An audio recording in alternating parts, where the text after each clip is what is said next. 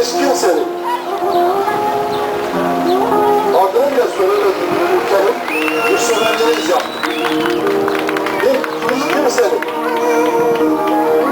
kimliğini bile ağzına almak istemediği bir halkın gerçeğini ortaya çıkardık. Herkesin adeta utanarak atmak istediği ulusal özellikleri gerçeğini ortaya büyük düşünlerin ve büyük bireyin savaşı. Bu savaş yine öyle bir savaş ki içinde gitmiş bir tarihe cevap olmak kadar çok sonradan geleceğe ilişkin konuda da yegane bir giriştir.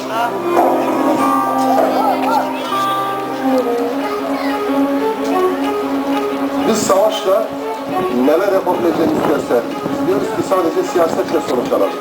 Siyasetin barışçıl yöntemleri etkili bir biçimde devreye girsin. Ama eğer bundan sonuç alamazsak tüm halkımız bilmeli ki teslim olacak değiliz. Benim olup olmamam önemli.